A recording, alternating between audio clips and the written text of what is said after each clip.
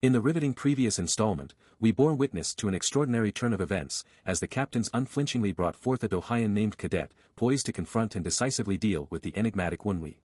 Deep within the impenetrable jungle, WoonHwi comes to an abrupt halt, an aura of suspense enveloping his very presence. In the heart of the wilderness, he encounters the formidable Captain O and the resolute Dohyan, offering a dignified greeting. Captain O firmly places his hand on WoonHwi's shoulder, attempting to harness the power of ki through calculated small talk. A moment of realization dawns upon him as he uncovers the lingering fracture in WoonHwi's dantian. Undeterred, he imparts a momentous declaration to WoonHwi: henceforth, Dohyan shall ascend to the esteemed position of the venerable elder, supplanting WoonHwi. A warrior of high rank, Dohyan is tasked with the solemn duty of serving and appeasing the venerable elder. Expressing incredulity at WoonHwi's ability to sway the Blood Wolf Squad leader, Captain O instructs him to accompany them to the formidable Six Blood Valley for a thorough investigation. WoonHwi, with utmost respect, elucidates that his grandfather had concealed his ties to the Blood Wolf Squad, rendering it imprudent to recklessly reveal his identity. He asserts that the venerable elder's satisfaction demands more than a mere high-ranking warrior. Dohyan, incensed by WoonHwi's assertions, vehemently swears to impart a lesson for what he perceives as arrogance. Captain O, echoing Dohyan's sentiments, grants him unequivocal permission to address and rectify WoonHwi's perceived arrogance with full authority. Dohyan strode purposefully toward WoonHwi, emphasizing that his actions were not driven by personal animosity, but rather a self-imposed necessity. With unwavering determination, he declared his intention and threw a punch at WoonHwi, only to be astonished as WoonHwi effortlessly evaded the formidable blow. The captain, incensed by WoonHwi's survival, glared at him with mounting fury. WoonHwi, astutely recognizing the distinctive technique employed, the blood cult's 8-blood fist, found himself unimpressed by Dohyan's perceived sluggishness. Despite attaining a remarkable 2 stars with the Stellar Star mythic art, WoonHwi hadn't anticipated a high-ranking warrior appearing so feeble. Seizing the opportunity, the elder materialized behind Dohyan, swiftly silencing any protest with a resounding series of fists directed at Dohyan's head. Turning his attention to the captain, the elder demanded an explanation, prompting the captain to identify himself as a familiar figure from the blood cult. The elder, visibly irritated, scolded the captain for causing trouble near his residence, highlighting the insignificance of a mere captain in his presence. WoonHwi, witnessing the elder effortlessly dispatch the captain, stood in disbelief at the elder's incredible prowess. As the dust settled, the twin brothers, Song Chwabake and Song Woo-hyun, materialized before WoonHwi, inquiring about his well-being and progress in martial arts. Despite only a few days having passed, the brothers noted a significant enhancement in their physical strength, a testament to the martial arts tutelage they had received. The twins, Song Chwabake and Song Woo-hyun, noticed the lifeless corpse of the captain nearby and were visibly surprised, their expressions reflecting the unsettling scene. As the elder relentlessly beat the captain, attempting to convey WoonHwi's alleged suspicion, his words fell on deaf ears. The elder continued his assault until the captain succumbed to unconsciousness. Turning his attention to WoonHwi, the elder questioned the captain's relentless pursuit. WoonHwi calmly disclosed that he had taken the lives of 2 of the captain's subordinates. The elder chuckled, dismissing the fate of the weak as an inevitable outcome. In a decisive move, he commanded the twins to dispose of the captain. Chwabake instructed Woo-hyun to bury Dohyan in the depths of the forest. Observing WoonHwi's precarious situation, the elder remarked on the tenacity of those who relentlessly pursue their targets, likening them to dogs that never release their bite. He seized the moment as a unique opportunity that may not present itself again anytime soon, prompting WoonHwi to comprehend the implied advantage. Aligning himself with Chwabake, WoonHwi accepted the proposition. In a playful manner, Chwabake teased WoonHwi about keeping up, then leaped down the hill, mimicking the elder's agile movements. Observing this, the short sword chimed in, suggesting that WoonHwi should learn some body lightning techniques. Eager to enhance his skills, WoonHwi inquired with the steel sword, who, harboring a warm disposition toward him, agreed to impart some body lightning techniques.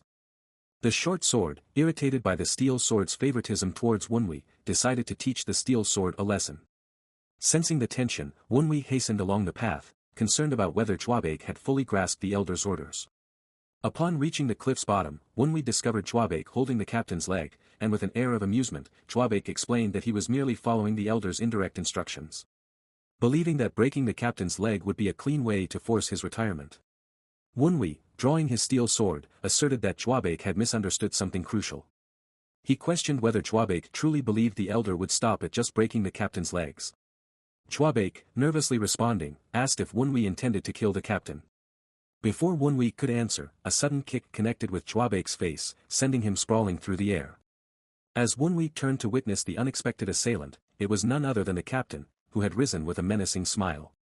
The captain vehemently demanded an explanation, declaring that WoonHwi would regret not finishing him when the opportunity presented itself. The tension escalated, setting the stage for a fierce confrontation. The captain, teasing WoonHwi, questioned the utility of his sword. The steel sword chimed in, revealing that WoonHwi now possessed martial arts skills. Undeterred, the captain charged towards WoonHwi with a grin, asserting that someone as weak as him, lacking internal energy, couldn't possibly stab him. However, WoonHwi defied expectations by deftly evading the captain's punch and delivering a swift strike to the captain's chest with his sword. The captain, unable to withstand the force, went flying and crashed onto the ground. The steel sword commended WoonHwi for his impressive performance in his first attempt at using sword art in battle but cautioned him not to let his guard down. Acknowledging the captain as a first-class martial arts master, the steel sword emphasized that the real fight was about to begin. As the captain struggled to stand on his feet, WoonHwi, propelled by the steel sword, soared through the air and launched another attack. Though the captain managed to dodge, he couldn't fathom the power WoonHwi exhibited without a functional dantian. Fueled by anger and frustration, the captain resolved to end WoonHwi's life. Meanwhile, Chab, recovering from his unconscious state, witnessed the intense battle unfolding before his eyes. He couldn't believe how WoonHwi, seemingly standing against the captain like a monster, defied the odds in front of a formidable adversary. WoonHwi, recognizing the captain's superior skill as a first-class martial arts master, realizes the formidable challenge he faces compared to a mid-ranked warrior. The steel sword and short sword advise WoonHwi to play the long game, considering the captain's compromised physical state after the initial strike. Suddenly, Chab emerges from behind WoonHwi, attempting a surprise kick at the captain. However, the captain quickly notices and counters with a powerful punch to Chwabek's face. Undeterred, Chwabek retaliates in mid-air, landing a striking blow on the captain. Both WoonHwi and the steel sword are astonished by Chwabek's resilience and determination. Chwabek, considering the captain's punches akin to cotton compared to the elders, charges forward for another strike. However, the captain, spitting blood into Chwabek's eyes, channels his ki into a powerful punch. Temporarily blinded, Chwabek opts to dodge rather than retaliate. Seizing the opportunity, WoonHwi strikes the captain with the steel sword, anticipating it to be a decisive blow. Yet, the captain refuses to yield, grabbing WoonHwi's sword and immobilizing his arm. In a bold move, WoonHwi decides to employ the 8-light sword technique, but the captain, sacrificing one hand, successfully blocks the attack. A triumphant smile crosses the captain's face as he begins to unleash the full force of his ki, overpowering WoonHwi. Sensing impending defeat, WoonHwi feels the captain's ki force is too overwhelming. Suddenly, Chwabek re-enters the fray, flying through the air and kicking the sword in the captain's hand towards his body, disrupting the captain's concentration. The tide of the battle takes an unexpected turn, injecting a renewed sense of hope for WoonHwi and his allies. With Chwabek's assistance, WoonHwi manages to defeat the captain. Chwabek, in his typical teasing manner, claims that WoonHwi owes him a life for helping secure the victory. Boldly, he declares his intent to win their upcoming fight, warning WoonHwi to prepare for the imminent loss. Chwabek dismisses the significance of any requests made by WoonHwi, asserting that if they were to engage in a fight, WoonHwi wouldn't stand a chance against him. In response, WoonHwi proposes a bet: whoever loses will become the winner's servant. Chwabek, sarcastically laughing, accepts the challenge and confidently heads up the cliff, climbing with determination. Seeking clarification, WoonHwi consults the steel sword about the advanced nature of Hei Action's body lightning technique compared to the stellar star mystic arts. The steel sword confirms that in the realm of body lightning techniques, Hei Action's is indeed a level higher. As WoonHwi contemplates the challenges ahead, the anticipation for the impending battle between WoonHwi and Chwabek intensifies. Chwabek, having traversed through the treacherous journey to the Elder's cave, conveyed the news that he had successfully completed the task of eliminating the captain, as per the Elder's directive. However, when questioned about his solitary return, Chwabek nervously offered an explanation, asserting that WoonHwi's body lightning technique failed to match his own. The Elder, discerning irregularities in Chwabek's breathing, initially suspected internal injuries. Yet, Chwabek emphatically clarified that he, himself, had triumphed over the captain. The Elder, envisioning the aftermath of a clash with a first-class martial arts master, anticipated WoonHwi's state to be considerably chaotic. However, to his astonishment, WoonHwi emerged unscathed, devoid of any injuries. The Elder proclaimed that henceforth, Chwabek's training would be protracted. Despite Chwabek's attempts to convince the Elder that he was the one who fought and vanquished the captain, the Elder remained stoic, displaying no remorse as he flung Chwabek against the wall. Directing his attention to WoonHwi, the elder curtly instructed him to leave once his report was concluded. WoonHwi, undeterred, expressed a desire to discuss a personal wish with the elder following his victorious fight. He clarified that his aspiration was modest, acknowledging his admiration for the elder's proficiency in navigating cliffs effortlessly. The elder, wearing a knowing grin, inquired if WoonHwi sought to learn his body lightning technique. Promising to impart the skill, he added that the scheduled fight would unfold 3 months later. However, he issued a stern warning to WoonHwi, emphasizing that the demise of the captain didn't signify freedom, there was still much at stake. He urged WoonHwi to train with an intensity that mirrored a life-or-death situation. WoonHwi, displaying unwavering determination, wholeheartedly agreed to the elder's terms. After leaving the elder's cave, the steel sword inquires about WoonHwi's feelings after using the stellar star mystic art in battle for the first time. WoonHwi reflects, admitting that while he was able to defeat Captain O, the initial strike landed too easily. He suspects it's because he had already sustained internal injuries from Hei Action's earlier attack. Calmly, the steel sword mentions that the successful strike is part of the 18 basic sword movements and acknowledges that WoonHwi's previous master would have killed Captain O with that strike alone, highlighting the power of the technique. This revelation prompts WoonHwi to wonder about the strength of his old master. Surprisingly, the short sword interjects with a cheerful note, emphasizing that regardless of the circumstances, WoonHwi emerged victorious and can now focus on training after removing the troublesome Captain O from the equation. However, WoonHwi senses that Chwabek won't be an easy opponent based on their encounter. Curious about their upcoming training, WoonHwi asks the steel sword if they will work on the basic sword movements that day. The steel sword confirms their focus on mastering the 18 basic sword movements, emphasizing that the sword techniques he uses are akin to just another sword dance. The short sword expresses concern about the steel sword feeling upset, as WoonHwi requested the elder to teach him the body lightning technique. Surprisingly, the steel sword questions if he appears upset. The short sword points out that as the successor to the southern sword master, WoonHwi might be expected to feel upset. The steel sword provides insight, acknowledging that while his previous master might be upset if he witnessed this, WoonHwi inheriting those techniques doesn't make him a replacement. He emphasizes that seeking further strength and more martial arts is a normal pursuit for a martial artist. Meanwhile, at another location, Chwabek embarks on training under the direct guidance of the elder himself. Frustration drips from the elder's scolding as he questions why Chwabek isn't executing the stellar star mystic art properly, despite personally demonstrating it to him.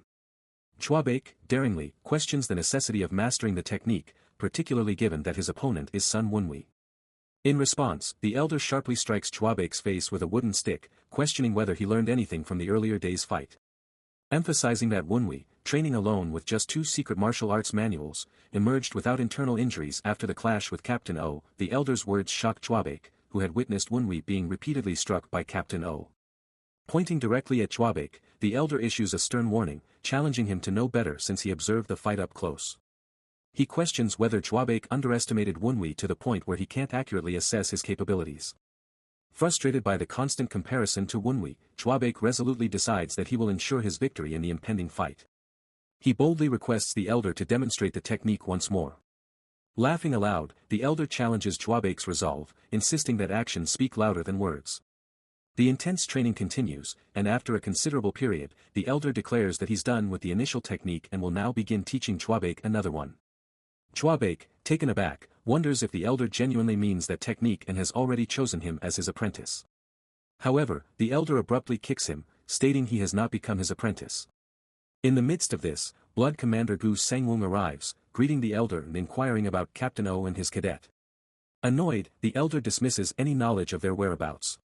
The persistent commander continues to press, leading the elder to furiously question if he's truly being bothered over a mere captain and cadet. Subsequently, the commander refrains from mentioning or searching for Captain O and the cadet. For 3 grueling months, WoonHwi immersed himself in relentless training, pushing his limits to new extremes. During a meditation session, boulders began to descend upon him. With acute awareness, WoonHwi swiftly sliced through the falling rocks, breaking them into fragments with the precision of his steel sword. Observing the performance, the steel sword, ever critical, remarked that WoonHwi still had a long way to go, noting a slight instability in his posture amid the technique. In contrast, the short sword, with a more optimistic view, expressed satisfaction, deeming WoonHwi's efforts commendable. As the 3 months drew to a close, WoonHwi, with unwavering determination, resolutely inquired whether it was time to head to the location of the impending fight. The culmination of his intense training had prepared him for the challenges that lay ahead. As they walk towards the location of the impending battle, WoonHwi turns to the steel sword and inquires about the current level of his sword forms. The steel sword, known for its blunt honesty, doesn't mince words and informs WoonHwi that his sword forms are only at half the level of those used by his previous master. However, amidst the straightforward assessment, the steel sword acknowledges and praises WoonHwi for making remarkable progress in just 3 months. WoonHwi expresses genuine appreciation for the steel sword's effective teachings. The short sword interjects, demanding recognition for her contributions as well. WoonHwi, attempting to appease her, acknowledges her efforts as well. However, the short sword, dissatisfied with what she perceives as half-hearted appreciation, retorts and playfully calls him Soon-Hui. Reminding WoonHwi of the significance of the upcoming battle, she asserts that, despite the potential use of the shining sword technique, it has been her small-talk sword that has achieved notable feats in previous battles. The steel sword interjects, addressing the short sword and emphasizing that the upcoming match is a sparring one, not intended for the lethal defeat of an opponent. Before the short sword can argue further, WoonHwi intervenes, turning his attention to the steel sword. He questions whether, with only 3 stances learned over the past 3 months, he can truly win the upcoming match. The steel sword reassures him, explaining that WoonHwi need not worry. The comparison to his previous master was specific to the level of completeness in the sword forms. While they may not have learned all the stances, focusing on mastering these 3 is a more effective approach. Hearing this, WoonHwi experiences a sense of relief. Upon arriving at the destination, WoonHwi finds the elder already waiting for him. The elder grins and playfully teases WoonHwi, commending him for not running away. WoonHwi calmly greets the elder, acknowledging that he can never escape from him. Suddenly, the short sword points in a direction, revealing Chwabek and Woo-Hyun standing behind the elder. WoonHwi feels a tinge of nervousness as he notices Chwabek appearing more muscular and Woo-Hyun sporting a shinier head than before. The elder, sensing the tension, asks if WoonHwi has finally noticed the increased strength of the twins.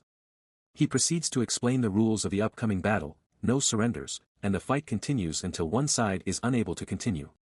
The elder emphasizes that he won't find fault in whether one lives or dies during the battle. WoonHwi comprehends the rules and queries who his opponent will be. Chwabek steps forward proudly, proclaiming that, of course, he is the opponent.